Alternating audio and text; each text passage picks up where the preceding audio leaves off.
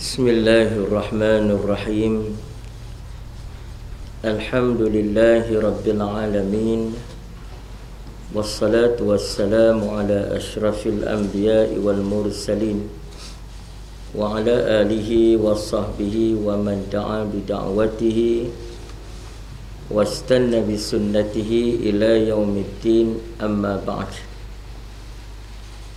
Faqala al-musannifu rahimahullahu ta'ala. Yang kedua, mendampingi ulama dan mengikut nasihat hukama. Muka surat 11. Nabi Muhammad sallallahu alaihi wasallam bersabda, "Alaikum bil mujalasatil ulama wastima'i kalamil hukama.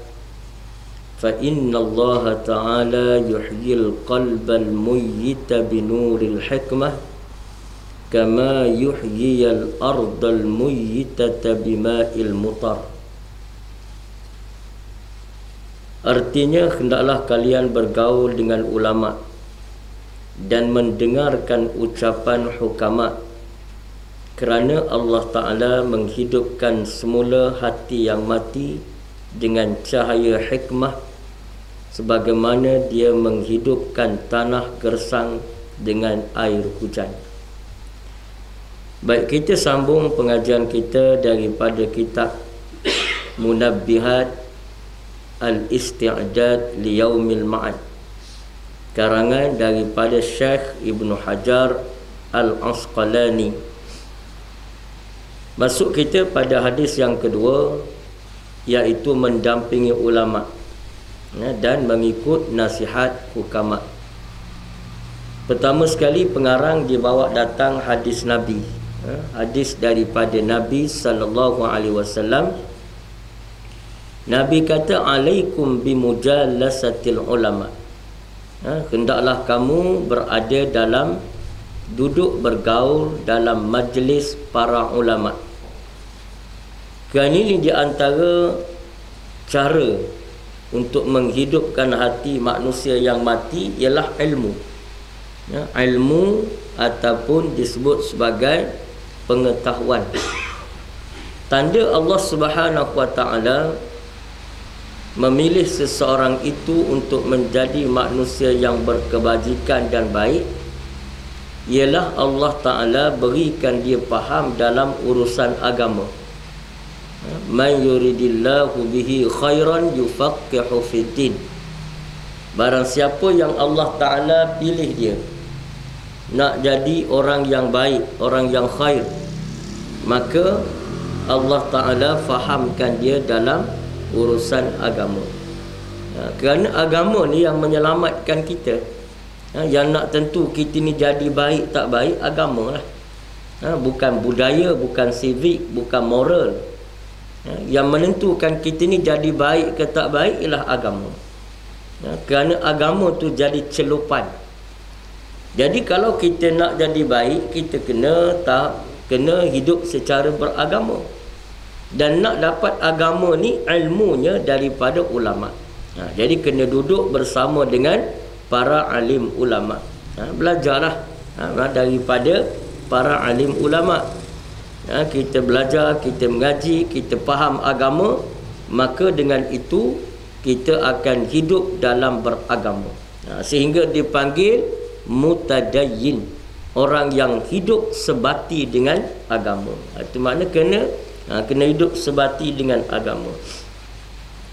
Jadi ulama ni, kenapa Nabi SAW suruh kita bergaul? Makna jangan duduk jauh daripada ulama. Kena duduk dekat. Dekat tu maknanya berdampingan, selalu ikut, selalu bersama dengan alim ulama. Kenapa begitu? Kerana bila seseorang itu mendampingi ulama, maka pada dirinya akan ada kebaikan.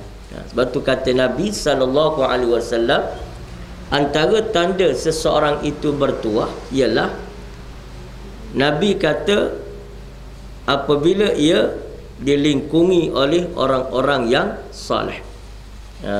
Pertama, zaujatuhu salihah, Tanda orang tu bertuah, apa tanda dia?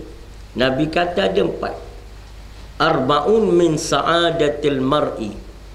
Ada 4 tanda seseorang itu ada tanda kebertuahan. Mana kalau dia ada ni, dia bertuah lah. Yang pertama, an yakuna zaujatuhu salihatan. Bahawasanya adalah isterinya isteri yang salihah. Itu tanda bertuah lah. Bila dapat isteri yang salihah. Salihah ni dia bergantung pada kita lah. Kita ajar jadi salihah. Yang kedua, wa auladuhu abraran. Dia mempunyai anak yang baik-baik. Itu tanda bertuah. Walaupun dia miskin. Miskin. Dia bangun pagi, sekali pagi makan pagi, sekali petang makan petang. Tapi anak-anak dia berjuruh belaka. Maka itu tanda dia bertuah. Sebab bertuah dalam Islam ni dia tak ukur daripada macam mana kita ukur. Dia punya benchmark dia, kayu ukur dia bukan harta, bukan pangkat, tapi duduk pada sejauh mana kita mendapat kebertuahan itu. Pertama ialah isteri yang salihah. Yang kedua, anak-anak yang salih, yang baik-baik. Yang ketiga, wa khulata'uhu salihin, kata Nabi. Dia berdampingan dan dikelilingi, disahabati, dikawani oleh orang yang saleh-saleh. Jadi makna kita ni kalau dapat kawan saleh, bertuah lah tu. Tanda bertuah. Walaupun kawan kita pun sesak seperti kita juga, tapi kerana dia saleh, maka lama kelamaan kita pun akan saleh. Maka begitulah apabila kita mendampingi ulama, lama kelamaan hidup kita macam hidup ulama. Sama ada kita jadi ulama ke tak jadi ulama, itu nombor 2. Tapi hidup kita tu hidup ulama. Bagaimana yang kita doa kepada Allah, Allahumma ahyina bil hayatil ulama wa amitna bi mautis syuhada. Ya Allah, engkau hidupkanlah kami selaku hidupnya ulama. Mungkin kita bukan ulama, tapi cara kita tu macam ulama dah. Cinta pada agama macam ulama, cinta pada ilmu macam ulama, jaga masa ibadah macam ulama, suka majlis ilmu macam ulama, jaga perangai tingkah laku macam ulama. Jadi walaupun kita bukan ulama, tapi hidup kita tu ada watak ulama, maka bertuahlah. Bertuahlah kita bergaul dengan siapa? Dengan alim ulama. Jadi kita duduk dengan mereka. Kerana alim ulama ni ialah cahaya Allah di muka bumi. Nurullah fil ardi. Cahaya Allah Ta'ala di muka bumi, ulama. Kalau di langit, panduan kita apa? Cahaya dia, bintang. Kalau di bumi, ulama. Sebagaimana bintang di langit menjadi tunjuk arah kepada kita. Bila kita nak sesat, dia tunjuk. Kita berlayar di laut, tak ada kompas, tapi ada bintang, insya-Allah tak sesat. Kita mengembara di tengah padang pasir, tak ada panduan apa. Rumah api pun tak ada, apa benda pun tak ada nak cam, bukit pun tak ada, tapi kalau ada bintang, tak sesat. Maka begitulah di muka bumi. Yang menjadi panduan hidup manusia di muka bumi ialah alim ulama. Alim ulama. Jadi kita dampingi mereka, kerana mereka ni hujjatullah fil ardi. Mereka adalah hujjah Allah di muka bumi. Hujjah tu maknanya untuk mempertahankan agama Allah di muka bumi ialah ulama-ulama, dan kita dampingi dia. Kita bersama dengan dia. Maka itu dikatakan pesanan daripada Nabi SAW. Mereka tu benteng agama.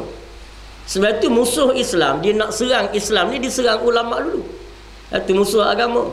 Macam kita lah, bila orang nak ceroboh pagar, ataupun orang nak rompak gudang. Orang nak rompak gudang, apa yang dia buat dulu? Dia bukan buka pintu dulu, dia pergi ikat jaga dulu. Dia pergi ikat jaga, berkas jaga, sumbat mulut, sumbat dalam stor jaga. Lepas tu rompak, nak rompak, tak ada hal dah tu. Kalau ada alat penggera, dia pergi mati alat penggera dulu. Jadi maknanya benda yang menjaga harta tu yang dimusnahkan dulu. Maka begitulah ulama. Yang jaga agama ni ulama. Yang jaga ummah ialah ulama. Maka nak rosakkan agama, nak rosakkan ummah ialah dengan menyerang ulama. Jadi ulama tu kena serang dulu. Condemn betul-betul sampai kepada peringkat masyarakat umum tidak menghormati ulama. Jauh sekali nak ambil ilmu daripada dia. Maka pakat jahil berlaku orang. Bila orang semua jahil, itulah jalan kemusnahan. Itulah jalan nak merosakkan mereka. Jadi bila jahil ni, dia boleh sogok belaka. Nak suruh menari, nak suruh menyanyi, nak suruh pergi joget tengah bandar, joget, nak suruh londeh pakaian sampai telanjang bogel kerana atas nama Ratu Cantik, pun orang ikut. Kenapa dah jahil? Jadi sebab itu mereka menyerang institusi ulama dulu. Jadi mana serang ulama dulu? Sampai orang tak suka dah ke ulama. Orang kata apa lagi? Sampai orang tak hormat dah, tak ambil ilmu dah, tak berkenal dah dengan ilmu. Maka pada masa itulah kemusnahan umat itu bermula. Sebab itulah kita kena dampingi ulama. Sebab kita pula nak jaga agama. Ulama mati, dia macam Nabi lah, mati belaka. Wa ma Muhammadun illa rasulun qad khalat min qablihi rusul. Tidaklah Muhammad itu melainkan hanya seorang rasul, sebagaimana rasul-rasul yang telah terdahulu daripadanya. Maknanya nak ceritanya Nabi ni mati juga akhirnya, sebagaimana Nabi-Nabi dahulu mati. Nabi-Nabi terdahulu, Nabi Zakaria mati, Nabi Musa, Nabi Isa, Nabi mati. Dan sebagaimana Nabi-Nabi dulu mati, maka Nabi Muhammad juga mati. Maka begitulah kita. Alim ulama ni mati. Lalu siapa yang nak jaga agama lepas mereka? Maka lepas mereka ialah kita yang menjadi pengikut dan orang yang kasih kepada alim ulama. Jadi kita lah pula, kita tawarkan diri kita. Dah ulama mati belaka dah, tak ada dah. Dan Allah Ta'ala nak angkat ilmu ni, memang Allah Ta'ala angkat dengan cara mematikan ulama. Lepas mati ulama, tak ada orang ganti, habis ilmu. Tak ada ilmu agama. Jadi caranya ialah kita nak hidupkan agama, kita dampingi ulama. Mujalisatil ulama, kata Nabi, duduk bersama dengan majlis alim ulama. Jadi kita duduk situ belajar, sehingga kita jadi pembela kepada agama Allah Ta'ala. Kerana Nabi kata apa besar sangat, bila kita dapat mengajar, kita dapat belajar, lepas tu kita mengajar. Ramai mana anak murid tak kisah. Tapi Nabi kata apa? Nabi kata innallaha wa malaikatahu wa ahlas samawati wa ahlal ardi hatta namlatu fi hujriha wa hitani fil bahri la yusalluna ala muallimin nasil khair. Kata Nabi, sesungguhnya Allah dan malaikat dan juga penduduk-penduduk langit dan juga penduduk-penduduk bumi, hatta semut di dalam lubang-lubang, hatta ikan di lautan, semuanya mengucapkan salam kesejahteraan ke atas orang yang mengajar umat ini dengan pengajaran, dengan selawat yang baik. Ini maknanya kelebihan kita mengajar. Jadi bila kita belajar, kita kena mengajar. Walaupun tak ramai, anak murid seorang je, seorang saja, tapi dah merupakan kelebihan besar kerana ilmu telah pun berpindah. Dipanggil pemindahan ilmu daripada satu generasi kepada satu generasi kerana nak menjaga agama Allah Ta'ala. Jadi kita duduk bersama dengan alim ulama. Wastima'i kalamil hukama, dan dengar olehmu akan kalam hukama. Hukama ni siapa? Tengok dia sebut situ. Hikmah adalah ilmu yang bermanfaat, sedangkan hukama adalah orang-orang ahli hikmah. Maknanya hikmah tu apa? Hikmah tu maknanya ilmu yang bermanfaat, membawa kita mengenali Allah Ta'ala. Itu dipanggil hikmah. Bila sebut gitu, dia tak kisahlah ilmu apa pun. Ilmu astronomi. Tapi kerana dia belajar astronomi menyebabkan kita kenal Allah, maka itu ilmu hikmah. Lagi yang mana lagi? Mana tak kira siapa, apa saja ilmu. ilmu yang baik-baik yang membawa kita mengenali Allah, mendekatkan diri pada Allah, mengesakan Allah, maka itu dinamakan ilmu hikmah. Walaupun kita belajar matematik tapi ilmu hikmah. Sebab matematik itu berguna sangat matematik. Tak boleh belajar dan faham ilmu faraid kecuali kena faham matematik, hisab. Tak boleh nak belajar ilmu falaki, ilmu falak, astronomi, melainkan mesti kena belajar ilmu matematik. Sehingga tahu jarak bulan dengan bintang sejauh mana, jarak planet dengan planet, hingga boleh buat kalender pula. Maka bagaimana nak menentukan arah kiblat, nak menentukan masuk waktu salat yang tidak sama pada setiap 2, 3, 4 hari sekali berubah, 2, 3, 4 hari sekali berubah. Dan siapa nak faham hal ni? Melainkan ilmu yang bergantung pada ilmu astronomi dan matematik. Jadi kita ilmu manfaat lah tu, dipanggil hikmah. Ilmu hikmah. Ilmu mana lagi? Ilmu riadah, belajar manah, itu ilmu hikmah. Ilmu hikmah kerana nak membela agama Allah Ta'ala. Jangan, tapi belajar manah pun jangan niat nak masuk sukan Olimpik, supaya boleh pakai seluar pendek manah tengah padang orang ramai. Maka itu di antara yang tidak hikmah. Hikmah maknanya ilmu yang membawa kita kenal Allah Ta'ala. Baik, orang yang membawa ilmu yang baik tadi dipanggil ahli hikmah. Jadi dialah ahli hikmah. Yang membawa manusia dipanggil ahli bijaksana. Ni orang bijaksana, orang yang boleh menggunakan ilmu bagi mengenali Allah Ta'ala. Walaupun dia saintis, dia ahli sains, tapi dia boleh guna ilmu sains untuk kenal Allah Ta'ala dengan lebih dekat dan lebih yakin. Maka dia adalah ahli hikmah. Dalam hadis ini yang dimaksudkan hukama ialah ahli hikmah yang mengetahui zat Allah Ta'ala, selalu tepat ucapan dan perbuatannya, maka itu dinamakan ia ialah ahli hikmah. Maka dinamakan ahli hikmah.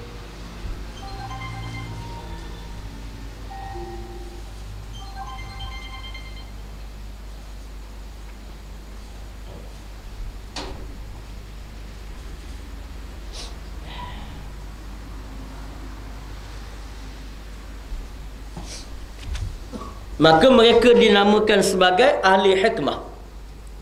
Dan selalu membawa mengenali zat Allah Ta'ala, selalu tepat ucapan dan perbuatannya. Itu ahli hikmah.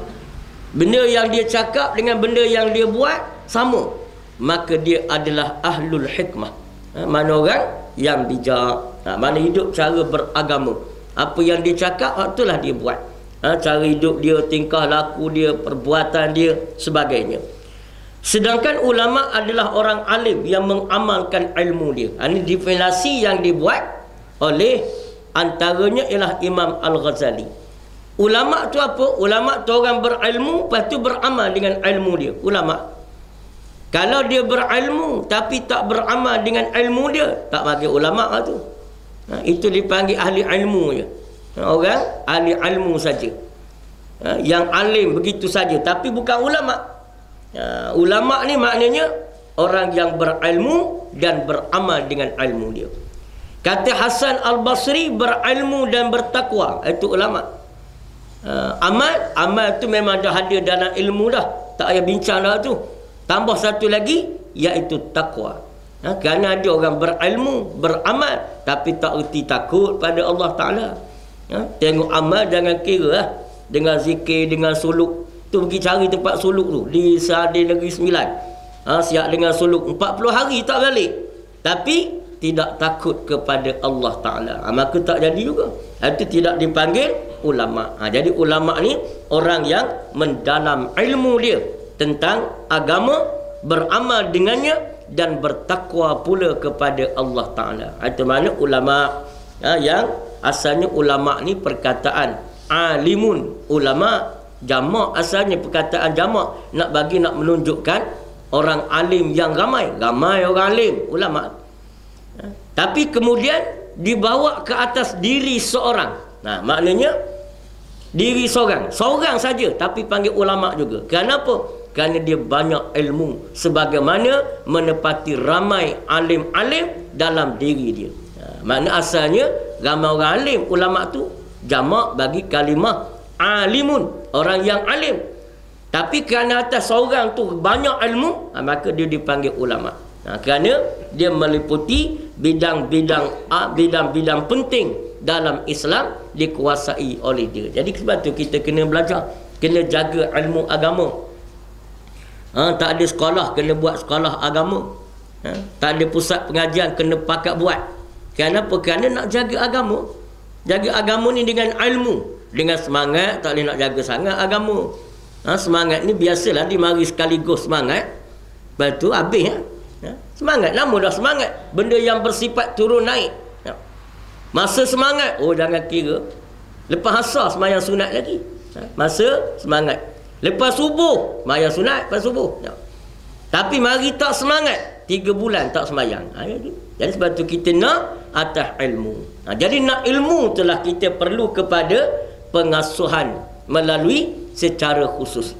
Belajar tentang ilmu. Sebab musuh Islam sekarang ni, dia serang Islam melalui ilmu. Dia serang kita ni melalui ilmu. Dia selewengkan kita melalui ilmu. Itu yang kita yang ada serang Islam. Ada Islam liberal, Islam plural, Islam hadari, Islam islamisasi, Islam wasatiyah. Itu semua yang karut-marut belaka. Tolong labuhkan tu. Tidak. Muslimin nak masuk, duduk belah luar.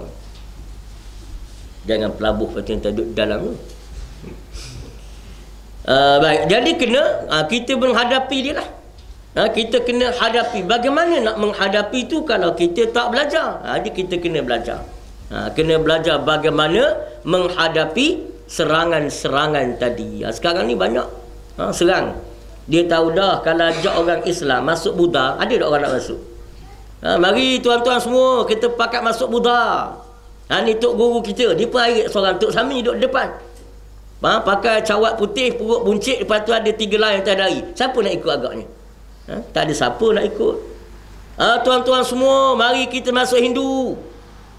Ni tok guru kita ni, ustaz kita. Dia pun tarik seorang Hindu, Sami Hindu, Sami Hindu. Duduk depan, suruh ikut. Siapa nak ikut agak?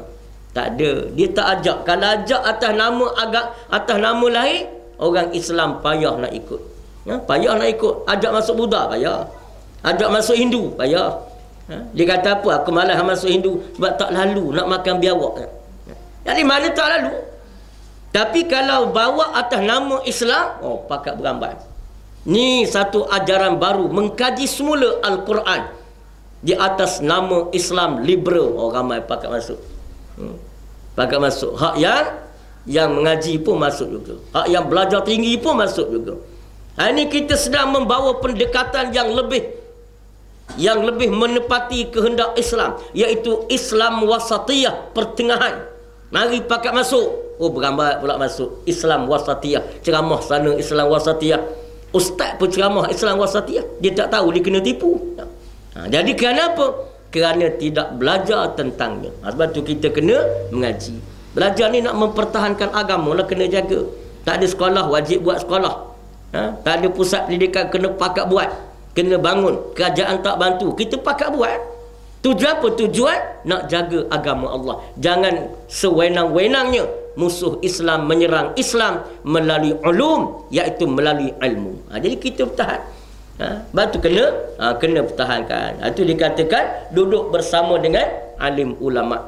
Belajar. Bukan setakat kita lawan Qadariyah, Jabariyah, Mu'tazilah. Musuh kita bukan setakat Khawarij. Musuh kita bukan setakat apa lagi?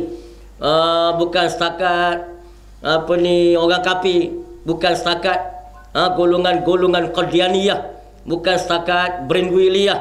Bukan setakat Syiah. Tapi musuh kita banyaklah yang berlawanan dengan Islam. Sekularisnya, pragmatisnya, komunisnya, macam-macam lah. Golongan liberalisnya. Ini semua adalah musuh-musuh kepada Islam yang perlu kita tumpaskan mereka. Kerana Allah ajar kita, waqatiluhum hatta la takuna fitnah kamu perangilah mereka orang-orang kafir itu hingga tidak ada lagi fitnah di muka bumi. Fitnah tu apa makna? Fitnah tu makna syirik, kufur kepada Allah. Lawan mereka ni sampai tak ada lagi kesyirikan dan kufur kepada Allah atas muka bumi Allah Ta'ala ini. Sebab kita kena sensitif lah. Kalau apa orang duduk atas muka bumi Tuhan, lepas tu syirik kepada Tuhan. Jadi kita lawan supaya jangan ada orang yang mensyirikkan Allah. Walaupun ada sampai akhir zaman, tapi maknanya kita kena pertahankan Islam. Kena lawan. Orang datang hujah gitu, kita hujah begini. Ini dia Islam. Jadi nak berhujah macam mana kalau tak mengaji? Jadi kena mengaji, kena belajar. Buka kitab, hafal Quran, hafal hadis. Tengok sejarah perkembangan umat Islam, berhujah sana pula sini. Dan kita juga kena tahu perkembangan semasa. Yang berlaku ilmu-ilmu moden semasa yang ada ni, kita kena ikut juga supaya kita dapat mengalahkan mereka, musuh-musuh tadi. Baik, kemudian sabda Nabi SAW, jalisul kubara'a wasailul ulama'a wa khalitul hukama. Kata Nabi, hendaklah kamu semua bercampur dengan para pemimpin. Pemimpin hak mana? Pemimpin hak saleh lah. Jangan duk pergi bergaul dengan pemimpin hak zalim. Lama-lama dengan kita pun jadi zalim. Sebab Nabi ini bila ketahu mana al-kubara, makna pemimpin yang soleh. Jalisul kubara, dampingi olehmu akan pemimpin yang soleh. Tahu mana soleh? Tak ada pun sebut soleh. Tahu sebab Nabi sebut. Bila Nabi sebut, takkanlah pengertiannya pemimpin zalim. Kerana Nabi tidak akan bercakap benda yang berlawanan dengan Al-Quran. Quran kata apa? Quran kata wala tarkanu ilal ladzina zalamu fatamassakumun nar. Jangan kamu cenderung kepada orang yang zalim. Jangan cenderung. Bukan sokong, cenderung. Cenderung ni maknanya apa? Setuju hati dengan dia. Setuju? Setuju ya? Maka Allah kata jangan setuju hati kamu kepada orang yang zalim. Mana Allah Ta'ala larang. Kita bukan setakat setuju, undi pula ada. Di mana Allah kata jangan setuju dengan orang yang zalim.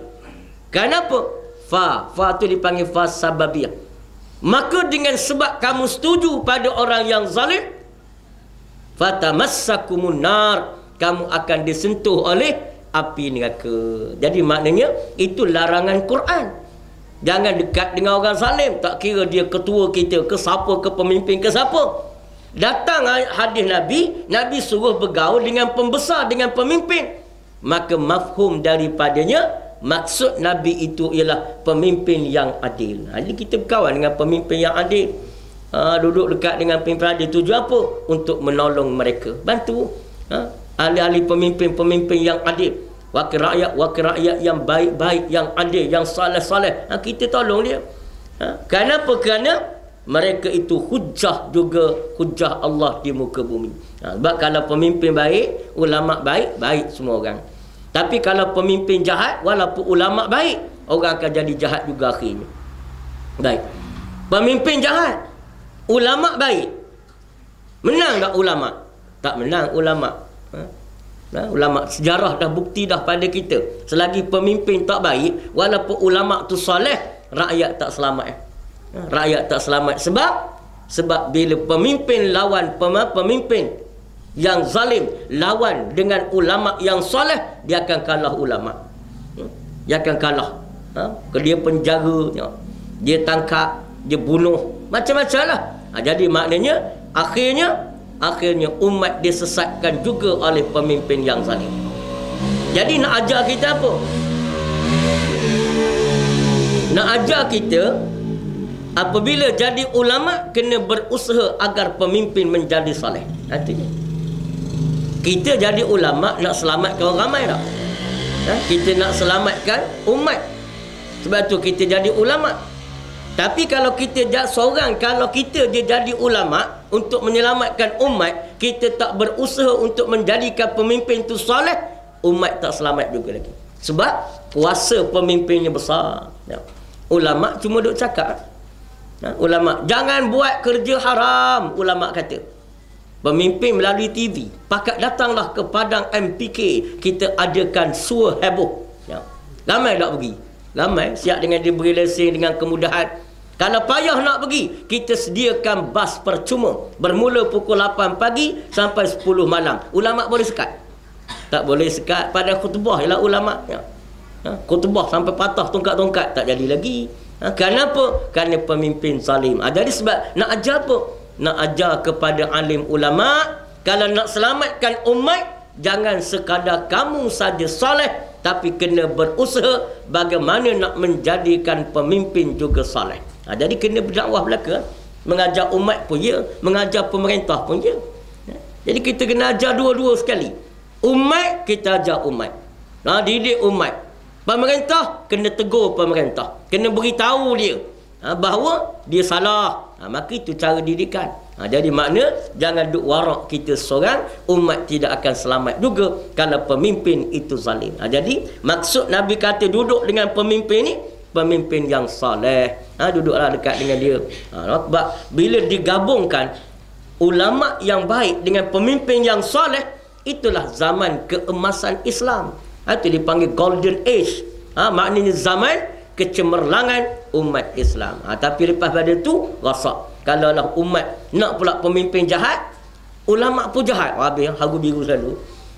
Pemimpin jahat, lepas tu ulama jahat juga. Lalu jahatlah semua manusia yang ada dalam negara itu. Betul kita mengelak diri daripada duduk dekat dengan orang zalim. Sebab lama-lama kita pun jadi zalim. Sebab tu ulama-ulama yang saleh, dia lari daripada bergaul dengan pemimpin yang zalim. Dia lari. Makna dia, kalaupun dia bekerja dengan pemimpin yang zalim, tapi dia cuba menyisihkan dirinya, makna tak jadi mesra dan rapat. Dia tak mesra. Tapi kerana dia tahu lama-lama dia akan jadi seronok, gembira. Akhir sekali jadi jahat pada pemimpin jahat itu pula. Di mana abang tu dia duduk jaga, kira kawal diri dia. Baik. Wasailul ulama, dan bertanyalah kepada ulama. Nabi suruh. Kalau nak tanya, pergi tanya ulama. Baru kita selesai masalah, baru selamat. Hari ni tak selamat sebab apa? Sebab orang pergi tanya artis. Tengok. Bila ada masalah, pergi interview siapa? Interview artis. Pergi tanya artis. Artis tu pula jahil tuki pula. Kalau alim tak apa. Pergi tanya soalan agama pada artis yang alim, yang saleh, yang baik. Artis ni pada dia ikut agama. Tapi kita tanya mana? Artis yang tak pakai. Keluar surat khabar, contohnya, malam tadi pencegah maksiat telah menangkap beberapa orang, lelaki dan perempuan yang bercampur gaul, menari dengan penuh asyik di sebuah kelab malam. Dan mereka semua telah dibawa ke balai polis untuk disoal siasat. Esok wartawan pergi tanya artis, baca tak surat khabar malam? Artis kata baca. Tak baca tak berkenaan dengan Jabatan Agama Pencegah Maksiat pergi tangkap orang tengah duduk dalam, tengah menari berjoget dalam kelab malam. Apa pandangan saudari?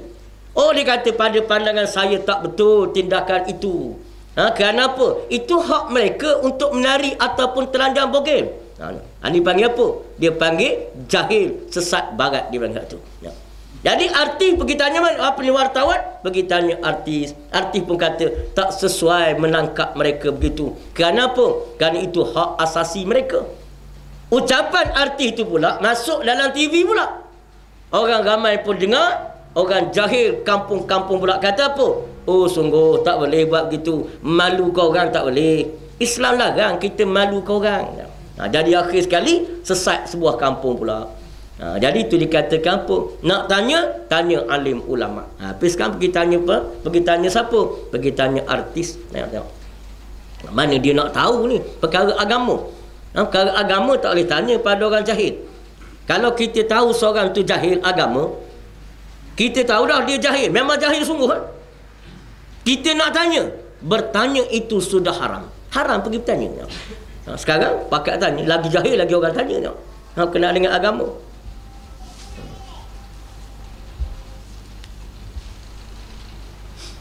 Jawab azan.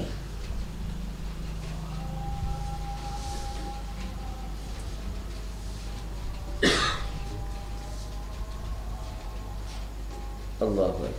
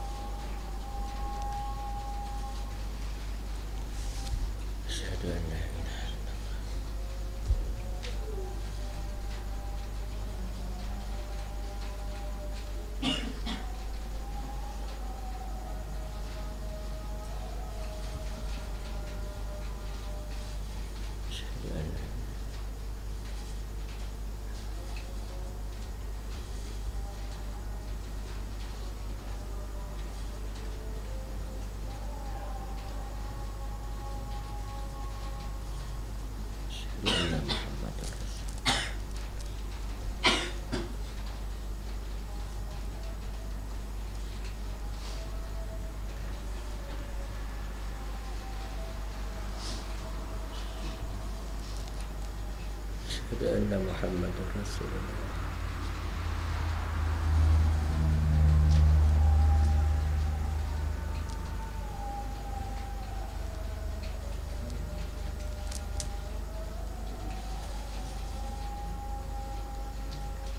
لا حول ولا قوة إلا بالله.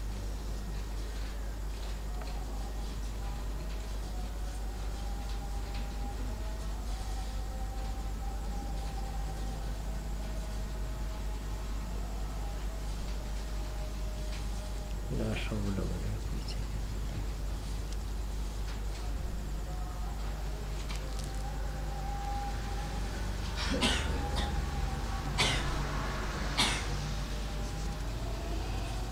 حول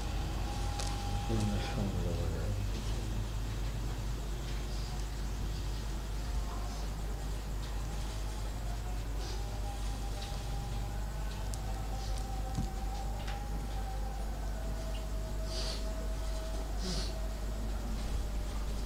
لا حول ولا قوة.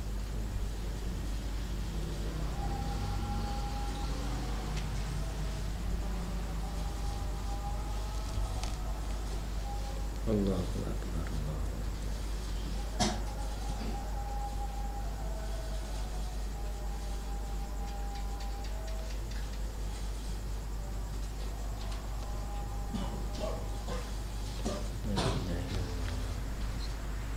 آت سيدنا محمد.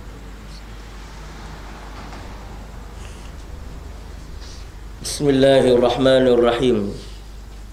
وقال رسول الله صلى الله عليه وسلم wasailul ulama. Nabi berpesan selain daripada duduk bersama bergaul dengan kubara, pembesar-pembesar tadi yang soleh, wasailul ulama, dan bertanyalah kepada alim ulama. Jadi kita bergaul dengan pembesar yang soleh tadi apa? Supaya dia dapat ditolong oleh orang yang soleh-soleh. Sebab kalau kita orang baik ni tak pergi bergaul dengan pemimpin yang soleh, maka dia akan didampingi oleh orang yang jahat-jahat. Lama kelamaan dia pula akan jadi jahat. Bila pemimpin jadi jahat, dengan kita pula jadi susah balik. Lepas itulah Nabi suruh pergi bergaul, dampingi mereka. Sebab pemimpin yang baik-baik ni dia kena ada kawan yang tolong dia, yang selalu beri semangat kepada dia, maka kita membantu dia menjadi baik. Yang kedua, bertanya kepada alim ulama. Mana kita tanya? Ahli ilmu. Jangan tanya orang yang tidak tahu mengenainya. Jadi mana dalam bab ilmu agama, tanya alim ulama dalam bab agama. Berkenaan dengan ilmu matematik, pergi cari guru matematik tanya. Berkenaan dengan apa lagi, algebra, pergi cari guru algebra. Jadi maknanya kita bertanya kepada orang. Fas'alu ahla zikri. Bertanyalah kamu kepada ahli zikir. Ahli zikir itu apa? Ahli zikir, ahli zikir itu maknanya orang yang expert tentang satu-satu perkara yang kita nak tanya. Kenapa dipanggil zikir? Sebab dia melazimi ilmu tu. Macam kita berzikir lah. Nanti kita duduk zikir subhanallah, subhanallah daripada pagi sampai petang. Maknanya kita melazimi mengingati benda yang kita zikir tu. Maka mereka pula melazimi dengan ilmu yang mereka ada. 24 jam duduk dalam makmal. Memang ilmu zikir, memang ahli zikir dia, expert betul. Maka kita bertanya kepada dia dalam bab itu. Nak minta ubat, pergi tanya pakar farmasi. Saya nak ubat ni, pakar farmasi kata ni ubat. Saya demam sekian degree dia. Dia punya berapa darjah kepanasan. Tanya pakar farmasi. Doktor, doktor kata ni kena ubat ni tambah dos sikit. Dosis dia tinggi sikit. Kenapa? Itu ubat dia. Tapi kalau kita tanya ke orang lain, kita demam sakit nak minta ubat, tanya ke bukan pakar ubat. Pergi tanya pembancuh teh kedai kopi. Dia kata minumlah sebanyak mana asalkan sihat. Kita pun minum ubat batuk setengah liter. Tak kebuih mulut keluar kedai. Jadi maknanya itu dipanggil kena tanya pada ahli dia. Begitulah orang tanya ahli agama ni, perkara agama. Pergi tanya orang jahil. Itu yang jadi gila belaka tu. Tanya orang jahil kenaan agama. Boleh jawab ikut dan. Nak semayang, pergi tanya Ayah Ping. Ayah Ping kata tak payah semayang, pakai niat je. Jadi rosak habis. Di mana itu di antara kena bertanya kepada para alim ulama. Tanya. Sebab ilmu agama ni disaling berkait. Kita tengok biasa ni macam kita tengok biasalah. Macam orang belajar ilmu apa, ilmu biologi ke, kenaan dengan ilmu anatomi ke, ubat. Kita baca buku boleh. Beli buku biologi baca. Boleh tak baca? Boleh baca. Ni tulang belakang tengok. Ni jantung, ni paru-paru. Setakat baca itu boleh lah. Tapi nak faham kaitan antara satu sama lain. Dan masalah darah, masalah saraf, masalah dipanggil apa lagi? Masalah otak, masalah jantung, masalah injak, masalah macam-macam. Maka memerlukan kemahiran untuk kita mendalami dia. Maka begitu agama. Agama ni kena tanya orang yang bergelumang dengan ilmu tu. Kita tanya, kena baru dia tahu ni hadis ni berkait dengan Quran ni. Hak Quran ni pula berkait dengan hadis ni pula. Maka kenapa? Kerana hadis dengan Quran tidak akan bercanggah antara satu sama lain. Jadi barulah kita dapat faham kenaan dengan agama. Jadi itu dia ahli ulama, dia ada hak eksklusif masing-masing lah. Ada hak masing-masing. Doktor diberi hak eksklusif untuk menentukan ubat dan menganalisis penyakit, diagnosis penyakit, apa jenis penyakit ni. Jurutera binaan, dia diberi hak istimewa, iaitu ada hak eksklusif menentukan kadar kekuatan bangunan yang nak dibuat. Lepas tu digali tanah tengok, lepas tu gali tanah dia letak batu pula, bertimbul-timbul batu, nak tengok kadar mampatnya tanah tu macam mana. Kalau tanah macam ni nak dirikan dalam mana, nak piling berapa jauh, maknanya dipakar bidang dia. Jadi maknanya itu dikatakan ada hak eksklusif masing-masing. Jadi mana begitu juga ulama, dia ada hak eksklusif dalam hak dia dalam menentukan, menafsirkan kehendak Al-Quran dan hadis. Kan itu bidang dia. Tapi sekarang orang nak cabut tu kuasa eksklusif ulama tu. Dia kata Islam ni hak kita semua kan. Jadi kita pada hak lah menafsirkan Quran sama. Sebab Quran tu diturunkan pada semua manusia. Bukan untuk ulama saja. Sedap dia cakap. Tapi akhir sekali pakat tafsir tak tentu hala. Ulama tu dia jaga hak eksklusif dia tu, bukan dia sendiri nak. Allah Ta'ala letak situ. Allah Ta'ala yang letak di situ. Wa ma ya'lamu ta'wilahu illallah warrasikhuna fil ilmi. Tengok Allah Ta'ala letak. Tidaklah mengetahui takwil Al-Quran itu melainkan Allah. Lepas tu Allah saja. Da warrasikhuna fil ilmi, dan orang yang Allah berikan dia ilmu yang mendalam tentang Al-Quran itu. Jadi maknanya itu dikatakan kelebihan-kelebihan dia. Jadi kita bertanya pada ulama lah. Menurut riwayat yang lain, bila sebut menurut riwayat yang lain, makna melalui tarik yang lain. Hadis daripada Nabi juga. Nabi kata apa?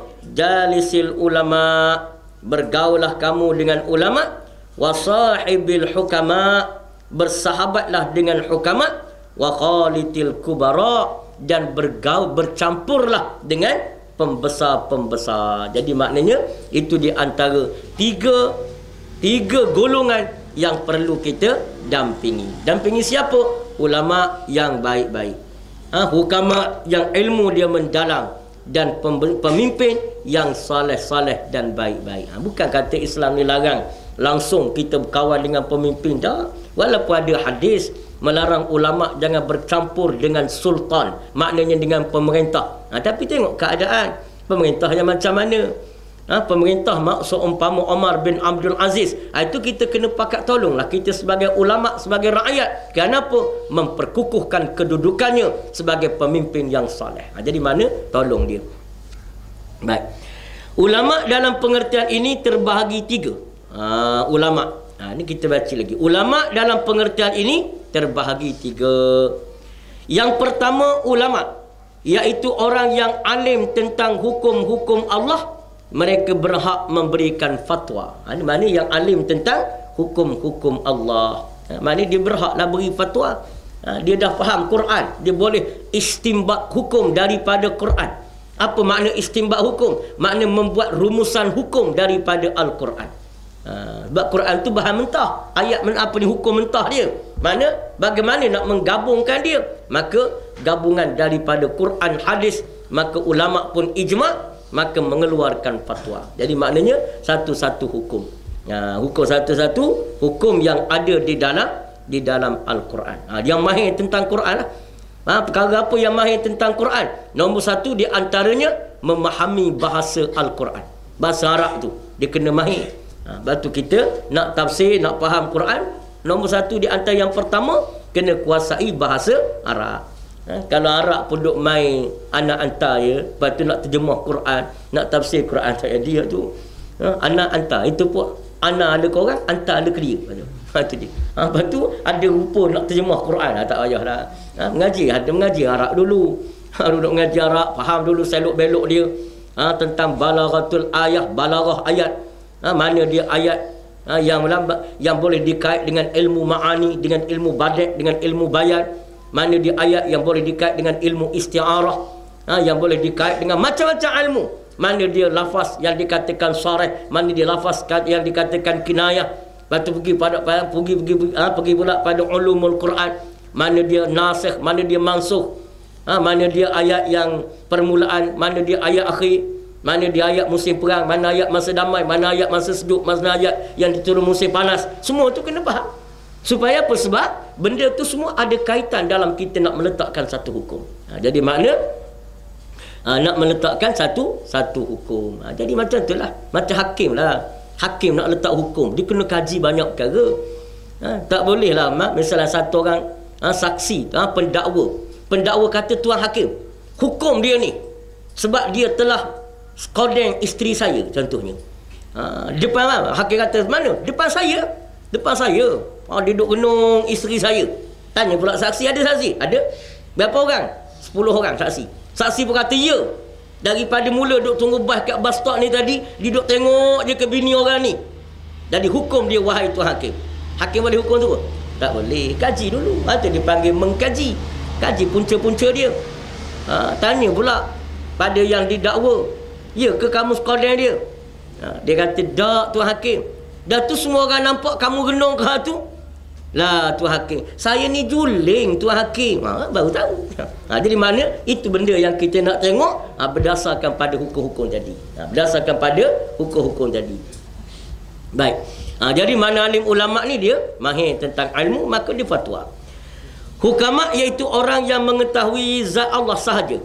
Bergaul dengan mereka ini membuat perangai menjadi terdidik. Kerana dari hati mereka bersinar cahaya makrifah, yakni mengenali Allah dan rahsia-rahsia, dan dari jiwa mereka memantulkan sinar keagungan Allah. Hukama ni orang yang mendalam ilmu dia, mengenali Allah, dan dia adalah ahli-ahli tasawuf yang jernih hati dia. Jadi kita bergaul dengan dia.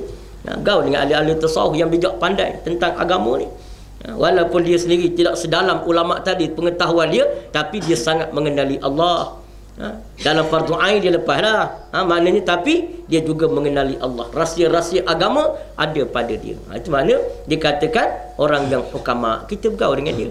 Nampak soleh, dia baik, ucapan dia pun berenah, perkataan-perkataan yang suci bersih, yang menggambarkan betapa ia kenal Allah Subhanahu wa taala. Maka itu dikatakan ahli hikmah yang kita kena bergaul dengan dia. Bergaul. Tengok kadang-kadang kita ada orang tua kita nampak soleh baik, pergi tolong dia, bergaul dengan dia. Dapat ilmu daripada dia. Dapat ilmu. Dia tak boleh tafsir Quran, tapi dia faham agama tu. Dengan kesalehan dia dan kewarakan dia. Jadi kita boleh tengok.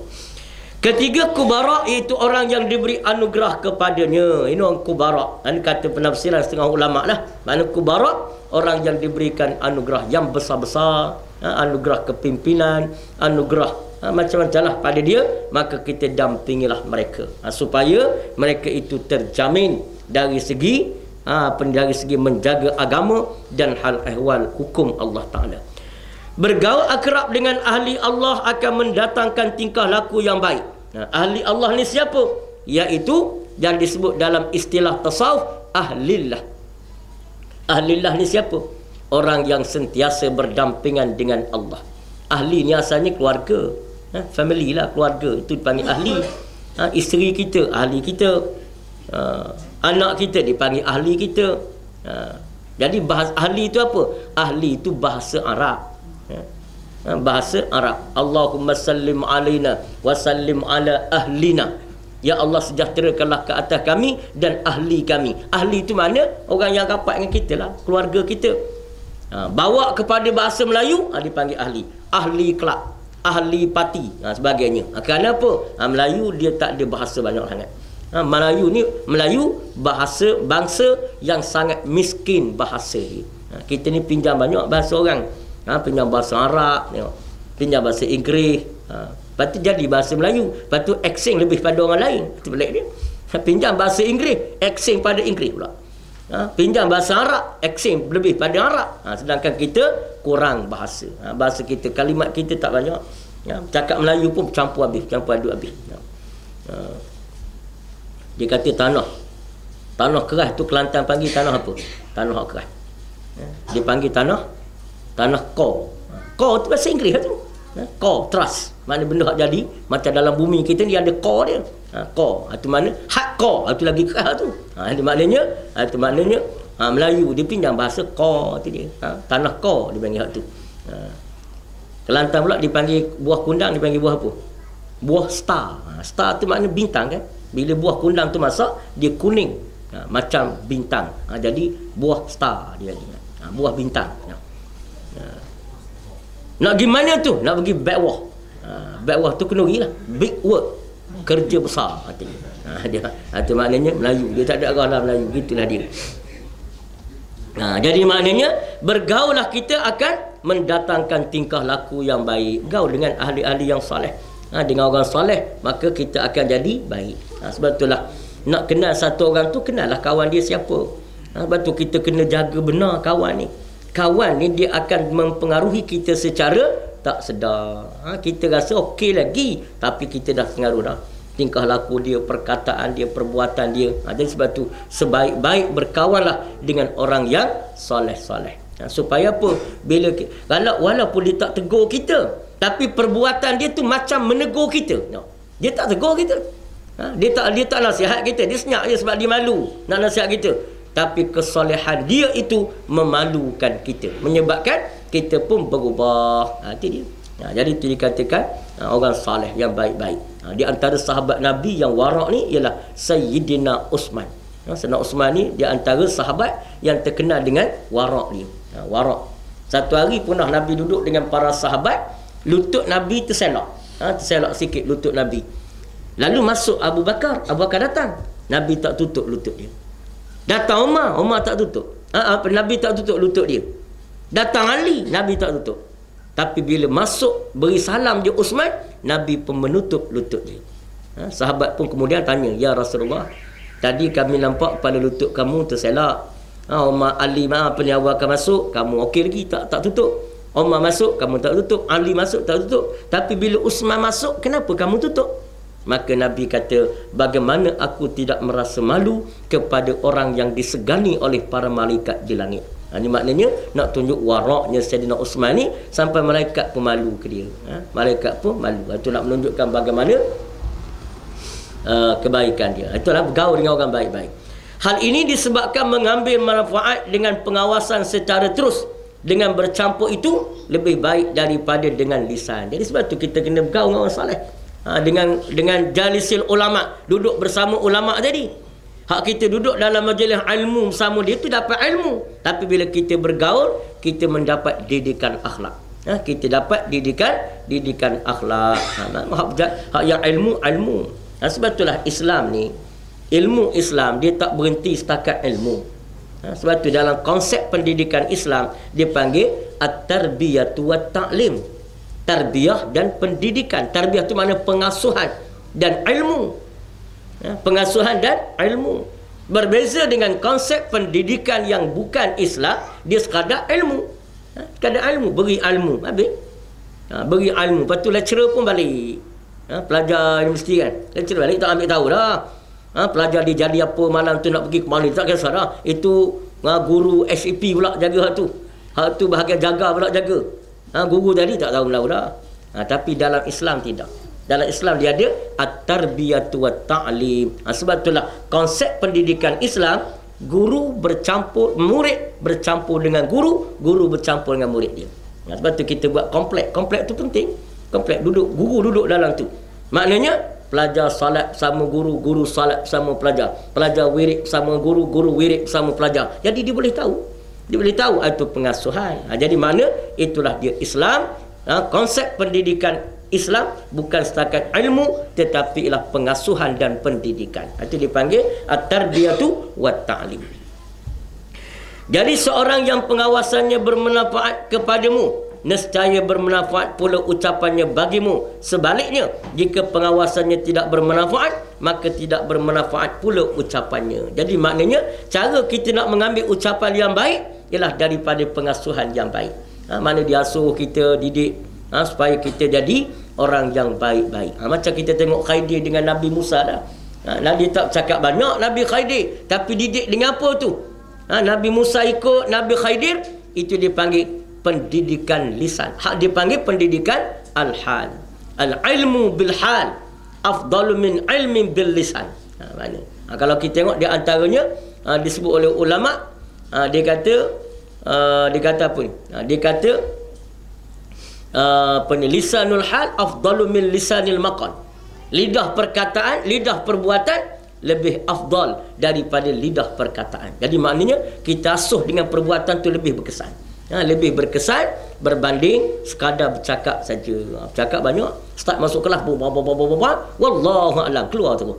Tapi kalau kita duduk bergaul bersama, maka kita mendapat pengasuhan. Sebab tu sahabat Nabi dipanggil sahib. Sahibur Rasul, sahibur Rasul, sahabat Nabi. Kenapa tak panggil kawan Nabi? Godong-godong Nabi. Kenapa tak panggil itu? Terjemah bahasa Temeluk. Cuba kita baca bacaan pesanan daripada seorang godong Nabi. Nama dia Abu Bakar. Ada sebut godong? Tak ada. Ada sebut kawan? Tak ada. Ada sebut, selain pada kawan apa lagi? Teman? Tak sebut. Tapi dipanggil sahib. Kenapa sahib? Sahibur Rasul, ashabur Rasul. Kenapa? Kerana sahib ini makna sahibul ulama, makna ulama tu bergaul dengan dia bergaul dengan ulama tu. Macam Nabi, dia bergaul dengan sahabat. Dia duduk bergaul dengan sahabat. Jadi mana mereka tiru perkataan Nabi, perbuatan Nabi, tingkah laku Nabi, semayang Nabi, rukuk Nabi, sujud Nabi, cara Nabi berjalan, maka itu dipanggil sahabat-sahabat Nabi. Mana sahabat, mana orang yang bergaul dengannya dan mengambil pengajaran daripadanya, itu dipanggil sahabat. Kita sekarang student. Student tu mana waktu kelas student. Luar kelas tak ada dah. Tak ada pengasuhan. Guru dah balik tak tahu mana dah. Pergi main golf petang tu. Anak murid duduk tempat lain. Pergi Bukit Bintang. Round pasar raya. Jadi tak tahu Melayu. Tidak ada pengasuhan. Jadi sebab tu perlu kepada satu pengasuhan. Itu didikan. Ulama-ulama dulu dia buat gitu. Sistem pondok tu gitulah. Sistem pondok yang mula-mula timbul di Melaka dulu. Sistem pondok. Di tanah Melayu ni Melaka dulu dia ada sistem pondok ni. Lepas tu dia pindah pula ke Aceh. Lepas Aceh dia pindah ke Petaning. Sistem tu yang paling tua sekali Melaka. Yang paling tua sekali. Maknanya kerana mula masa tu dia pergi belajar Brunei. Masa tu kan jauh, kena naik perahu ni jauh. Akhir sekali mereka minta pendarat, saya nak buat rumah lah sini, senang nak belajar, buat pondok kecil-kecil. Maka dia panggil pondok. Pondok tu maknanya hostel, asrama dia, pondok. Bahasa Arab funduk maknanya hotel. Sebab itulah kalau kita pergi negara Arab, dia duduk mana? Saya duduk fonduk. Kita kata duduk pondok je. Tengok-tengok 5 star punya fondok. Jadi mana fondok tu maknanya hotel. Diriwayatkan bahawa Ali As-Sarwadi, wallahu alam. Jadi insya-Allah kita sambung. Sebenarnya malam ni patut Ustaz Fadli baca ni. Kita ni anda baca lepas Isyak. Kita apa ni hikam. Tapi dia pening kepala, demam pula. Demam. Jadi bila orang muda demam, dia kena ganti orang tua. Itu keadaan dia. Wallahu alam.